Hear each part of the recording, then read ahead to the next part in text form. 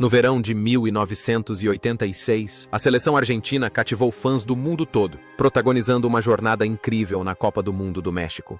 Sob o sol escaldante do Estádio Azteca e o ar rarefeito da Serra, La Albiceleste, sob o comando do técnico Carlos Bilardo, exibiu um futebol marcante, pragmático, calculado, porém explosivo, graças ao brilhantismo de um jogador excepcional. Não foi apenas a história do segundo título mundial da história do país, mas também um conto épico de redenção, orgulho e lágrimas de alegria para uma nação sedenta por glória.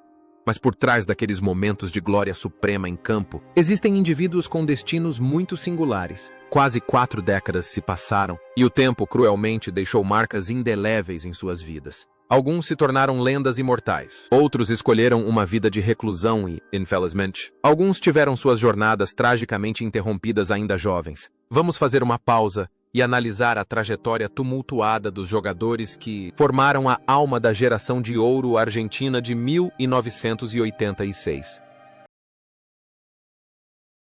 Diego Maradona era mais do que um capitão, era uma religião. Aos 25 anos, no auge da sua carreira, Diego vestia a abraçadeira de capitão e carregava nos ombros as esperanças de toda uma nação. Com a sua baixa estatura, mas pés mágicos, o garoto de ouro personificava a liberdade absoluta em campo. Do polêmico gol de mão de Deus ao gol do século, deixando 5 jogadores ingleses para trás, Diego em 1986 era um deus invencível. Era a alma, o coração, a pulsação de todo o torneio. Aquele que transformou o impossível em possível com 5 gols e 5 assistências. Uma das maiores atuações individuais da história do futebol. Após a glória no México, a vida de Diego tomou um rumo glorioso e trágico, refletindo sua personalidade intensa. Em Nápoles, ele era reverenciado como um santo por ter conquistado os históricos escudetos. Mas o glamour dos gramados também trouxe consigo a escuridão do cotidiano. Festas que duravam a noite toda, problemas com a máfia e, principalmente, a luta constante contra as drogas corroeram gradualmente esse gênio. Do auge da fama, Diego caiu no abismo com uma suspensão na Copa do Mundo de 1994. Internações hospitalares que ameaçaram sua vida e escândalos intermináveis. Mas, independentemente das circunstâncias, Diego viveu uma vida sem arrependimentos, sempre ao lado dos pobres e desfavorecidos. Ele se aventurou como treinador, comandando a Argentina na Copa do Mundo de 2010, apresentando programas de televisão e viajando pelo mundo como embaixador do futebol. As pessoas viam nele a imagem de um homem constantemente dividido entre anjo e demônio. Apesar de sua carreira brilhante, o destino reservou um fim trágico para ele. Em 25 de novembro de 2020, o mundo ficou em silêncio. Atônito. Diego Maradona faleceu aos 60 anos, vítima de um ataque cardíaco em sua casa em Tigre. Sua morte deixou um vazio imensurável nos corações dos fãs de futebol. Ele se foi, mas o legado do garoto de ouro, com seus cabelos volumosos e a camisa número 10, permanecerá para sempre imortal.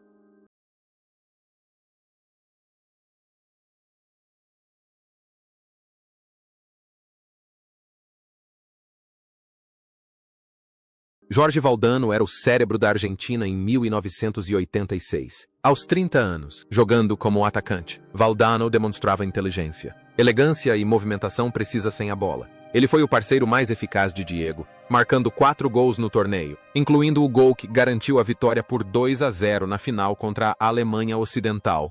Em campo, Valdano personificava a compostura, um matador com rosto de artista que sempre sabia aparecer no momento certo para finalizar os adversários com requinte.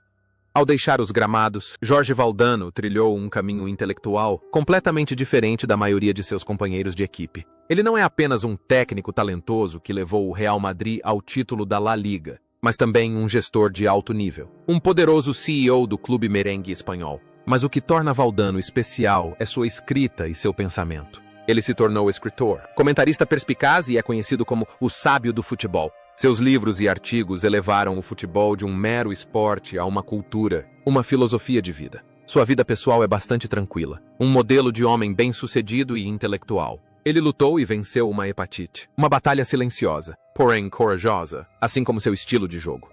Hoje, em seus últimos anos, Jorge Valdano continua sendo uma das vozes mais respeitadas no mundo do futebol. Ele segue participando de importantes fóruns, escrevendo livros e oferecendo comentários. Sua trajetória é a prova de que os jogadores de futebol não se limitam a jogar. Eles também podem ser grandes pensadores, usando seu intelecto para celebrar a beleza do esporte mais popular do mundo.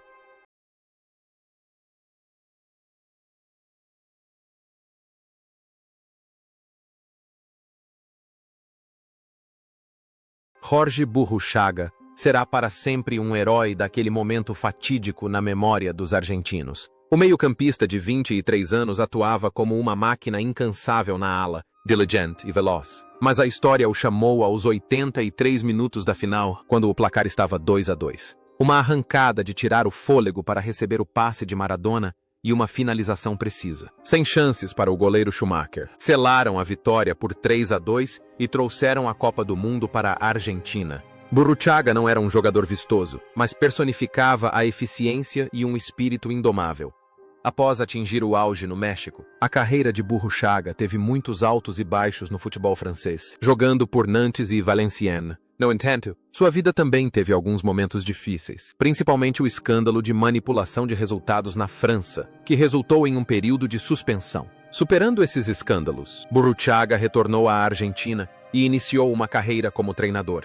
Ele comandou diversos clubes, como Arsenal de Sarandí, Estudiantes e Independiente. Embora não tenha conquistado tantos títulos quanto como jogador, ele continua sendo respeitado como uma lenda do futebol argentino. Sua vida posterior é bastante reservada, concentrando-se na gestão e atuando como diretor esportivo da seleção nacional.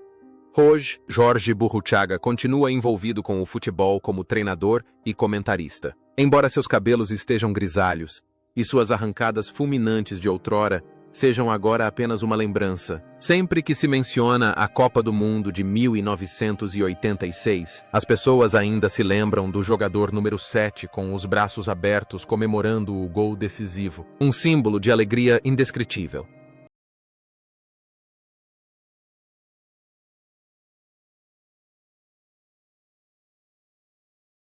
José Luis Brown, carinhosamente conhecido como Tata, foi um pilar da defesa argentina naquele ano. Aos 29 anos, ele não era inicialmente o titular absoluto, mas o destino o colocou em campo, onde brilhou intensamente. Brown marcou o primeiro gol da final de cabeça, mas a imagem que o imortalizou foi a de quando sofreu uma grave luxação no ombro após uma dividida. Recusando-se a deixar o campo, Brown mordeu a própria camisa, improvisando uma tipóia para continuar jogando a final inteira. Isso simboliza um espírito de abnegação, de devoção ilimitada às cores de seu país.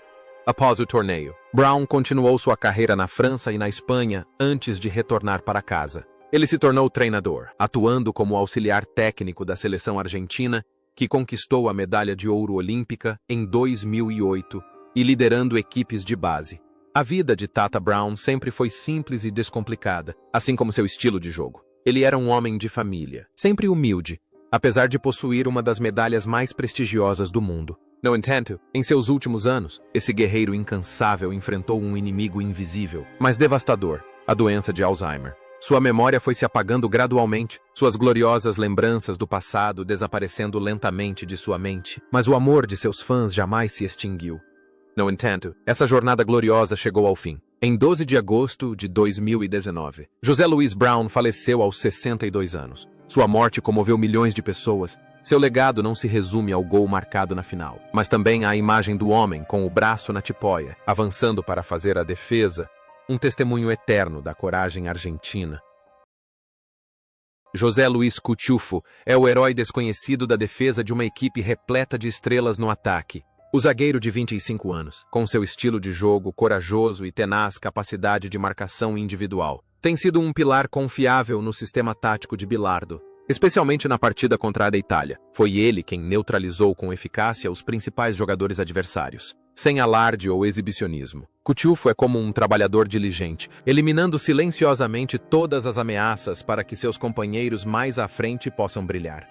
A carreira de Cutiufo, após a Copa do Mundo, esteve intimamente ligada ao Boca Juniors e, posteriormente, aos seus anos como jogador na França. Após se aposentar, ele optou por uma vida muito tranquila, longe dos holofotes e da mídia. Não buscou uma carreira de treinador de alto nível, nem apareceu em programas de televisão. Cutiufo encontrou alegria nos prazeres simples do dia a dia, especialmente em sua paixão pela natureza e pela caça. Ele personifica a imagem de um jogador que vê o futebol como uma profissão, se destaca nela e depois retorna à vida de um homem de família comum.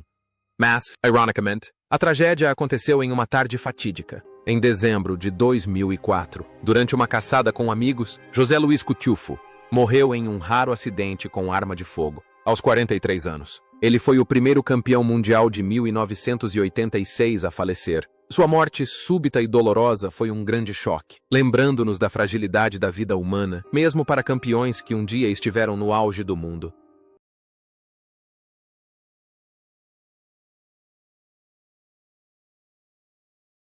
Oscar Ruggeri era um espírito guerreiro, aos 24 anos. El Cabezón, a Cabeção, já era um zagueiro implacável. Uma barreira impenetrável com seu estilo de jogo agressivo, às vezes brutal, mas extremamente eficaz. Junto com Brown e Cutiufo, ele formava uma muralha defensiva protegendo o gol de Pumpido. Ruggeri não era apenas um zagueiro, ele também era um motivador, sempre gritando, incentivando e pronto para confrontar os adversários em defesa de seus companheiros. A carreira de Ruggeri, após 1986, continuou a florescer brilhantemente, com títulos pelo River Plate, Real Madrid e 2 Copas América com a seleção argentina. Após se aposentar dos gramados, Ruggeri tentou a carreira de treinador, mas não obteve o mesmo sucesso. No entanto, encontrou um novo e igualmente brilhante palco: a televisão. Com sua personalidade franca e bem-humorada e sua disposição para enfrentar desafios, Ruggeri se tornou um comentarista de sucesso, um dos artistas mais queridos da Argentina. Ele não hesitava em criticar, debater e revelar os segredos dos bastidores do antigo vestiário. Sua vida foi repleta de risos ao lado de sua família e do amigo íntimo Diego Maradona até os últimos dias do Garoto de Ouro. Hoje, Oscar Ruggeri continua sendo um rosto familiar na televisão. Um veterano espirituoso e, ao mesmo tempo, influente. Ele vive uma vida feliz e próspera e continua sendo o guardião da chama, conectando os membros da geração de 1986 e garantindo que sua história jamais seja esquecida.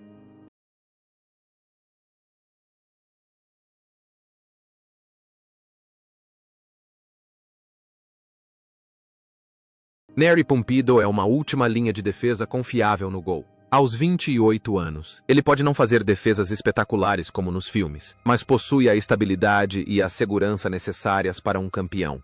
Pumpido é um herói silencioso, que manteve o gol intacto em momentos cruciais e transmitiu total tranquilidade aos seus companheiros de equipe mais à frente no campo.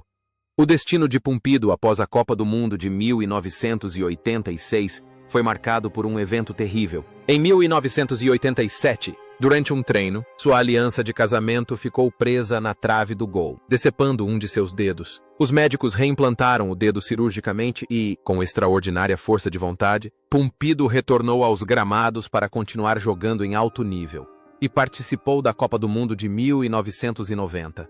Após se aposentar, tornou-se um talentoso treinador, levando o Olímpia do Paraguai à vitória na Copa Libertadores de 2002, uma conquista notável. Sua vida tem sido uma luta constante para superar adversidades.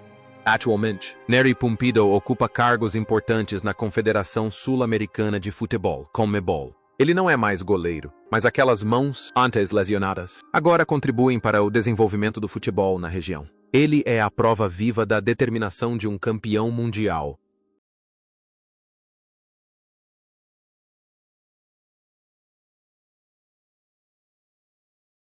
Héctor Henrique, o meio-campista de 24 anos apelidado de El Negro, desempenha um papel especial, crucially, bem-humorado. Com a confiança do técnico Bilardo para ser titular nos jogos mais importantes, Henrique traz equilíbrio e energia inesgotável ao meio-campo. Mas o momento que ficará para sempre na memória é o passe para Maradona, que resultou no lendário gol contra a Inglaterra. Apesar de ter sido apenas um passe curto no meio-campo, Henrique sempre brincava: "Dei a bola para o Diego numa posição tão favorável que ele não teve como não marcar." Essa piada resume sua personalidade otimista e humilde. A disposição de desempenhar um papel de apoio para que seus companheiros possam brilhar. Após o triunfo na Copa do Mundo, Henrique se tornou uma lenda no River Plate, onde conquistou todos os principais títulos de clubes, incluindo a Copa Libertadores e a Copa Intercontinental. No entanto, sua carreira como jogador terminou prematuramente devido a uma persistente lesão no joelho. Deixando os gramados, El Negro se tornou treinador e foi um braço direito fundamental de Diego Maradona na Copa do Mundo de 2010 e no Al-Wasl FC. A amizade entre eles é uma bela história de lealdade. Ele sempre esteve ao lado do garoto de ouro, nos bons e maus momentos, protegendo o amigo das críticas públicas com genuína sinceridade. Hoje, Héctor Henrique continua sendo uma figura querida na Argentina. Aos 60 e poucos anos, ele aparece frequentemente em programas de comentários de futebol, arrancando risadas com suas divertidas histórias de bastidores do passado. Ele vive uma vida feliz, sem arrependimentos, orgulhoso de ter entregado a bola a Deus para fazer história.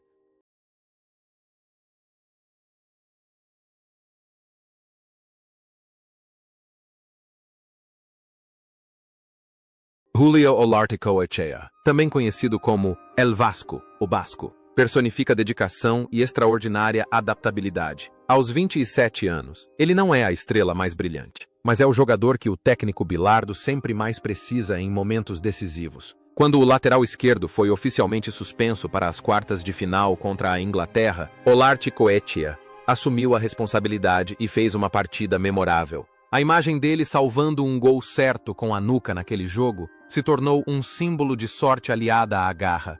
Ele é o tipo de jogador disposto a atuar em qualquer posição, de lateral a meio-campista, contanto que a equipe precise dele. A carreira de Olarticoechea é um feito interessante. Ele é um dos raríssimos jogadores a ter atuado pelos 5 maiores clubes da Argentina: Boca Juniors, River Plate, Racing Club, Independiente e San Lorenzo. Isso comprova que seu talento e profissionalismo foram reconhecidos, superando qualquer animosidade por parte da torcida. Após se aposentar, Olarticoechea dedicou-se discretamente ao desenvolvimento de jovens jogadores. Em períodos de crise na gestão do futebol argentino, El Vasco corajosamente assumiu o comando interino da seleção olímpica em 2016, quando ninguém mais se atreveu a aceitar a proposta. Ele desconsiderou fama e fortuna, simplesmente servindo ao seu país quando convocado. Atualmente, Julio Olarticoechea dirige sua própria escola de futebol e participa ativamente de atividades sociais. Ele é um homem de família, que leva uma vida simples e humilde. Para ele, a medalha de ouro da Copa do Mundo está guardada em um armário de vidro, enquanto sua alegria diária vem de ver crianças jogando futebol com a mesma paixão pura que ele tinha na juventude.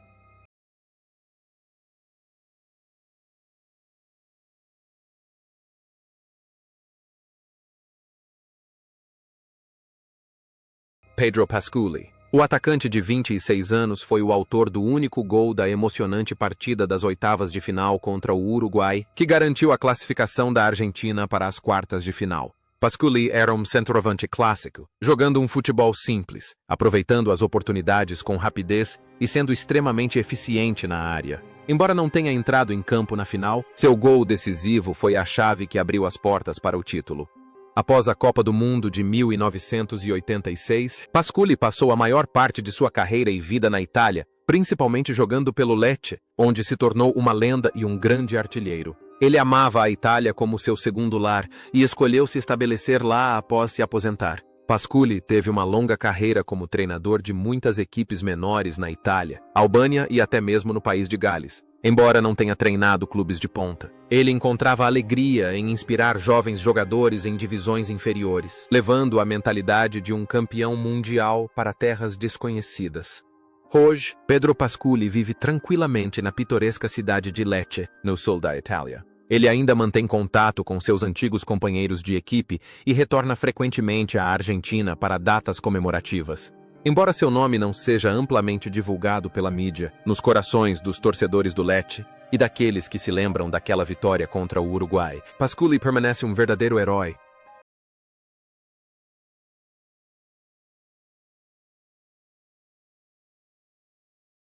Ricardo Bochini era um caso particularmente especial naquela equipe. Aos 32 anos, ele não contribuía muito em termos de tempo de jogo, mas sua presença carregava um imenso significado espiritual. Bochini era o maior ídolo de Diego Maradona na infância. Era uma lenda viva do Independiente, um homem de um só clube, com um estilo de jogo extravagante, habilidade técnica e mentalidade inovadora. Na semifinal contra a Bélgica, quando Bochini entrou em campo nos minutos finais, Maradona correu até ele e disse: "Mestre, eu estava esperando por você." Aquele foi um momento de transição, de respeito que o rei do futebol tinha por seu mentor espiritual.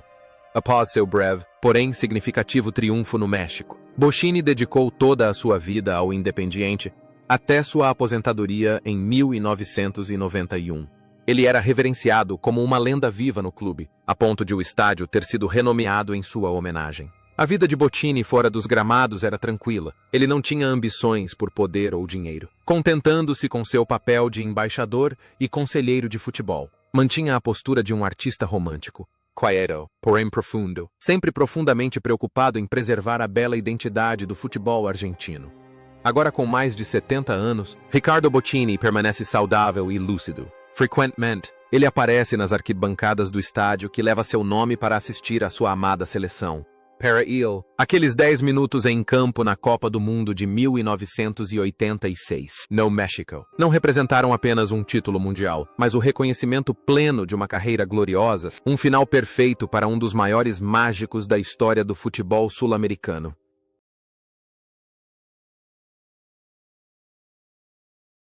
Oscar Garré foi uma peça discreta, porém crucial, no flanco esquerdo da defesa argentina. Aos 29 anos, Garré foi um pilar insubstituível durante a fase de grupos e as oitavas de final. Zagueiro do Ferro Carril Oeste. Clube conhecido na época por seu estilo de jogo disciplinado, Garré trouxe à equipe solidez, tenacidade e absoluta aderência tática. Infelizmente, o acúmulo de muitos cartões amarelos o impediu de participar das históricas quartas de final contra a Inglaterra. Consequentemente, perdeu a titularidade. No entanto, sua contribuição para a construção de uma base defensiva sólida nas fases iniciais do torneio é inegável. A carreira de jogador de Garré esteve quase que exclusivamente ligada à camisa verde do Ferro Carril Oeste, onde ele era um símbolo de lealdade. Após se aposentar dos gramados, dedicou-se à carreira de treinador, comandando o Lanús, as categorias de base da Argentina e clubes no Chile. Um aspecto interessante do legado de Garré é que seus genes futebolísticos foram transmitidos para a próxima geração. Seu neto, Benjamin Garré, formou-se no Manchester City e hoje é um jogador profissional promissor. Garré encontra felicidade em ver seu legado continuar nos campos de futebol através de seus netos. Atualmente, Oscar Garré desfruta da sua velhice com a família em Buenos Aires. Raramente aparece em público, optando pela vida reclusa de um veterano que cumpriu a sua missão. Mas sempre que fala sobre a Guerra do México de 1986, os seus olhos ainda brilham com o orgulho de alguém que um dia esteve entre os mais bravos guerreiros do mundo.